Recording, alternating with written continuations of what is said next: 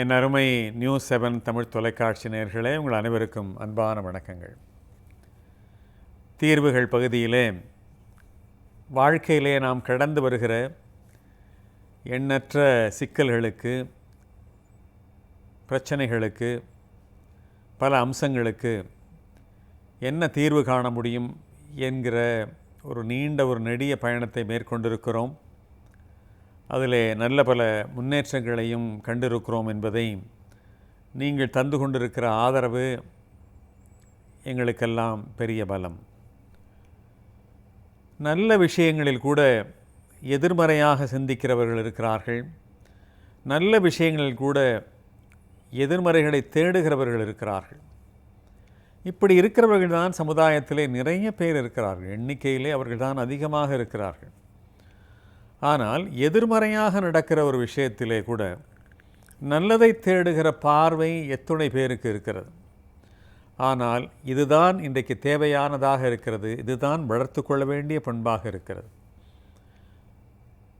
காரணம், நம்மை மீறி நடக்கிற விஷயங்களிலே, நம்மால் கட்டுப்படுத்த முடியாத விஷயங்களிலே நாம் பார்வையாளராக ஆக வேண்டியிருக்கிறது. அதிலே சில சமாதானங்களை நாம் தேடிக்கொள்ள வேண்டியிருக்கிறது.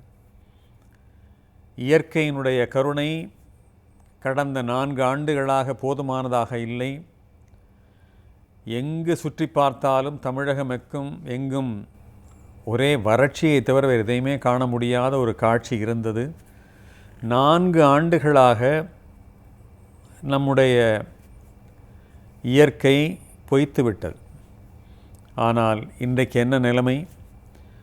4 ஆண்டுகளுக்கும் சேர்த்தும், இன்னும் சொல்ல போனால் இன்னும் சில ஆண்டுகளுக்கும் தாங்கும்படியாக அதிகமான மழை கொட்டி தீர்த்து விட்டது.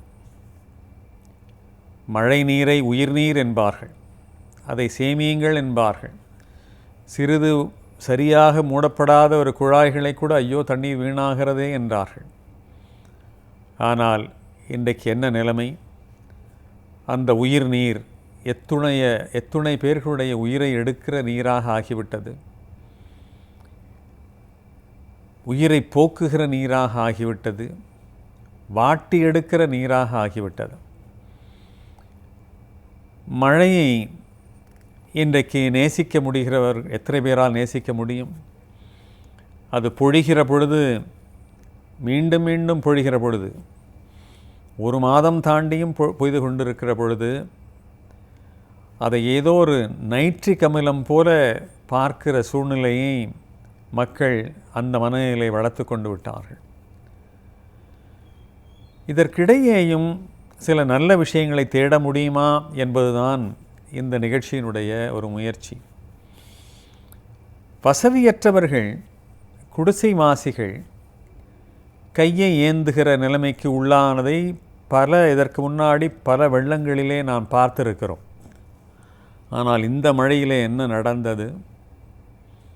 வசதி உள்ளவர்கள், ஃப்ளாட் வாசிகள், சொல்லப்போனால் பங்களா வாசிகள், அவர்கள் கூட வானத்தை அண்ணார்ந்து பார்த்து ஹெலிகாப்டர்களை எதிர்பார்க்கிற ஒரு சூழ்நிலைக்கு இன்றைக்கு இயற்கை பலரை தள்ளிவிட்டது என்றால் அது எத்தகைய ஒரு கடுமையான நிலை இன்றைக்கு நாம் சந்தித்து கொண்டிருக்கிறோம். ஆற்றுப்படுகைகளை ஒட்டிய வீடுகள் இன்றைக்கு வெள்ளம் வடிந்து ஆற்று நீர் கடலிலே கலந்து இன்றைக்கு ஓரளவு தீர்வு கண்டு விட்டது. ஆற்று வெள்ளம் வடிந்து விட்டது. ஆனால் ஏரிகள், குளங்கள், பெரிய பெரிய நீர்நிலைகளை ஒட்டி வாழ்ந்தவர்களுடைய நிலை இன்றைக்கு என்னவாக இருக்கிறது? வடிவதற்கான வழியே தெரியவில்லை. அதற்கான தீர்வுகளும் தெரியவில்லை. எவ்வளவுதான் அரசுகள் முயன்றாலும், தன்னார்வலர்கள் முயன்றாலும் அந்த நீரை வடித்தெடுக்க முடியாத நிலைமை, அது வீடுகளிலே குடியேற முடியாத நிலைமை இருக்கிறது. எப்படி ஒரு சமூகம் நீரால் எப்படி பிரித்து அறியப்பட்டிருக்கிறது என்பதை இன்றைய மழையிலே, இன்றைய சூழ்நிலையிலே நாம் பார்க்கிறோம். இந்த நேரத்திலே மனிதநேயம் பற்றி நாம் கொஞ்சம் பேச வேண்டியிருக்கிறது. சில நேரங்களிலே எனக்கு கூட ஐயப்பாடு வரும், ஒருவேளை மனித நேயம் குறைந்து விட்டதோ, இன்னும் சொல்ல போனால் மரித்து விட்டதோ என்று கூட எனக்கு ஐயம் வரும். அதற்கு 2 சம்பவங்களை நான் சான்றாக சொல்ல விரும்புகிறேன். என்னுடைய சிங்கப்பூர் நண்பர் ஒருவர் சென்னை வந்து மறுபடியும் சிங்கப்பூருக்கு திரும்பிய பொழுது கத்திப்பரா சந்திப்பு என்று நேரு சிலை அருகே இருக்கிற ஒரு அருமையான ஒரு பாலம் விமான நிலையத்துக்கு சற்று முன்பாக இருக்கிறது. அந்த இடத்திலே அவர் கண்ட ஒரு காட்சியை விளக்கிய பொழுது மனிதநேயம் பற்றிய கேள்வி எனக்கே வந்தது. யாரோ ஒருவர் அடிபட்டு கிடக்கிறார். அந்த நள்ளிரவு நேரத்திலே பலரும் அவரை கடந்து போகிறார்கள். யாரும் நிறுத்துவதாக இல்லை. ஒருவேளை நிறுத்தி அவரை கொண்டு போய் மருத்துவமனையிலே சேர்த்தால் ஒருவேளை பிழைப்பதற்கான சூழ்நிலை இருக்கிறதா, உயிர் பிரிந்து விட்டதா என்பது தெரியவில்லை. அவர் ஓட்டி வந்த மோட்டார் சைக்கிள் ஒரு மூலையிலே கிடக்கிறது. அவர் காலிலே கிடந்த செருப்புகள் வெவ்வேறு திசையிலே கிடக்கின்றன. அவர் எங்கோ கிடக்கிறார். வருகிறவர்கள் வருகிறார்கள், போகிறவர்கள் போகிறார்கள். யாரும் நிறுத்தவே இல்லையே என்று என்னிடத்திலே அந்த சிங்கப்பூர் தமிழர் வருத்தப்பட்டு பேசின பொழுது எனக்கு இந்த ஐயப்பாடு வந்தது. அதற்கு அடுத்தபடியாக கருங்குழி என்று மதுராந்தகத்துக்கு சற்று முன்பாக ஒரு 6 கிலோமீட்டர் முன்பாக இருக்கிற ஒரு ஊரிலே ஒரு எண்ணெய் லாரி ஒன்று கவிழ்ந்து விட்டது. உடனே ஊர் மக்கள் எல்லாம் அங்கே ஓடினார்கள். ஓடி ஏதோ கிளீனரையும் லாரி டிரைவரையும் காப்பாற்ற ஓடினார்களா என்றால் அது பெரிய கேள்விக்குறி. பலரும் தங்களுடைய கையிலே கிடைத்த வாளிகளையும் குடங்களையும் எடுத்து கொண்டு போய் அந்த எண்ணெய் வழிவருகிற அந்த பூட்டு தொங்குகிற அந்த பூட்டை உடைத்து அந்த எண்ணெயை பிடித்து சென்றார்கள் என்கிற காட்சியெல்லாம் நாம் கேள்விப்பட்ட பொழுது உண்மையிலேயே மனிதநேயம் பற்றிய கேள்வி வந்தது. ஆனால் இந்த மழை மனிதநேயத்தை அப்படி மலரச் செய்திருக்கிறது. மனிதநேயத்தை அடையாளம் காட்டுகிற மழையாக இந்த மழை அமைந்துவிட்டது. ஒரு இஸ்லாமிய தொழிலதிபர் ஒரு இந்து பெண்ணை, ஒரு கர்ப்பிணி பெண்ணை மிக இக்கட்டான தருணத்திலே இருந்து காப்பாற்றுகிறார். ஊரப்பாக்கத்திலே நடந்த சம்பவம் இது. உடனே அந்த கர்ப்பிணிக்கு குழந்தை பிறக்கிறது. அந்த கர்ப்பிணி தாயும் அந்த தந்தையும் சொல்லுகிறார்கள், யூனிஸ் என்கிற உங்கள் பெயரைத்தான் உங்களுடைய குழந்தைக்கு, பெண் குழந்தையாக இருந்த போதும் கூட உங்களுடைய பெயரைத்தான் வைக்கப் போகிறோம் என்று சொல்கிறார்கள். உடனே அவர் அதற்கு மேலே ஒருபடி மேலே போய் இந்த குழந்தையினுடைய கல்வி செலவை நான் ஏற்றுக்கொள்கிறேன் என்று சொல்கிறார். தாய்ப்பால் தானம் நடந்திருக்கிறது. எவ்வளவு அரிய விஷயம். 170 தாய்மார்கள் பால் இல்லாத குழந்தைகளுக்காக தங்களுடைய தாய்ப்பாலை தந்திருக்கிறார்கள். தாய்ப்பால் என்பது தன்னுடைய குழந்தைக்கே உரியது என்கிற வரையறையை தாண்டி வெளியிலே வந்திருக்கிறார்கள்.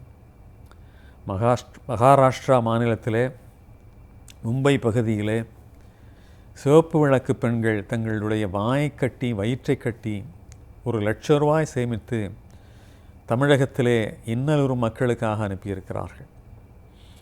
கர்நாடகம் நீர் சார்ந்த கருத்து வேறுபாடுகள் என்னோடு கொண்டிருந்தது. அதையெல்லாம் மறந்து பல உதவிகள் அங்கிருந்து வந்து கொண்டிருக்கின்றன. குறிப்பாக கர்நாடக பேருந்து ஊழியர்கள் தங்களுடைய ஒரு நாள் சம்பளத்தை தமிழகத்தினுடைய வெள்ள நிவாரண நிதிக்காக தந்திருக்கிறார்கள். இந்திய ஒற்றுமையை, மக்களுக்குள்ளே இருக்கிற மனித நேயத்தை உணர்த்துகிற மழையாக இந்த மழை அமைந்துவிட்டது. அதுதான் நான் சொன்னேன், எதிர்மறை விஷயத்தில் கூட நல்லதை தேடுகிற பார்வை நமக்கு வேண்டும் என்பதை அதை இந்த மழை நமக்கு கற்றுத்தந்திருக்கிறது.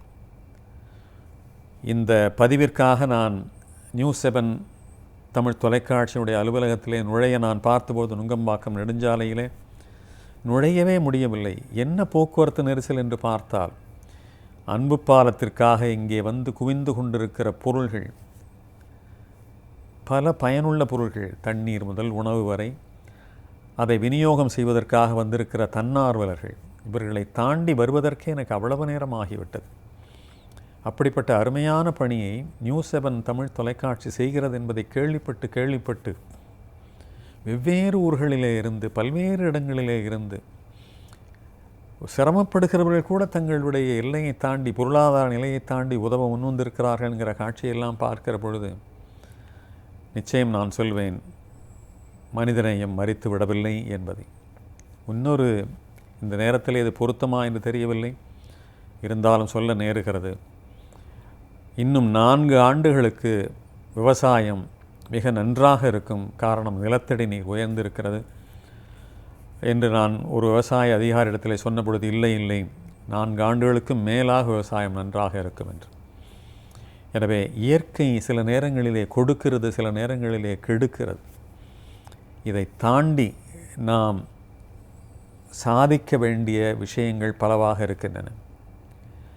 போரிலே தோற்றுப்போய் ஓடி ஒளிந்து வாழ்ந்த அரசர்கள் மீண்டும் படை திரட்டி அந்த அரியணை கட்டிலே அமர்ந்ததைப் போல கடுமையான சோதனைகளை கடந்து வருகிற நாம் எல்லாவற்றையும் வென்று மீண்டும் சிறந்த நிலையிலே அமர்வோம் என்கிற நம்பிக்கையை நெஞ்சிலே கொண்டு நாம் இந்த வாழ்க்கை போராட்டத்தை நடத்த வேண்டியவர்களாக இருக்கிறோம்.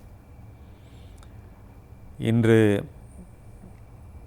ஹிரோஷிமாவையும் நாகசாகியின் நினைவிலே கொண்டால் எப்பேற்பட்ட கொடுமையான துன்பத்தை அந்த மக்கள் கடந்து வந்திருக்கிறார்கள். எனவே நம்மாலும் முடியும். நாமும் இந்த பேரிடரையெல்லாம் வென்று வெளிவந்து சிறந்த உயரங்களை தொடுவோம். நடந்தவற்றையெல்லாம் கெட்ட கனவாக மாற்றிக்கொண்டு அவற்றை பார்க்கிற பார்வையிலிருந்து மீண்டு ஒரு புதிய வாழ்வை தொடங்க வேண்டியவர்களாக இருக்கிறோம். எனவே நம்பிக்கைகளை வளர்த்து கொள்வோம். அதுதான் இன்றைக்கு நாம் பேச வேண்டிய விஷயமாக இருக்கிறது. மீண்டும் சந்திப்போம் நண்பர்களே. வணக்கம்.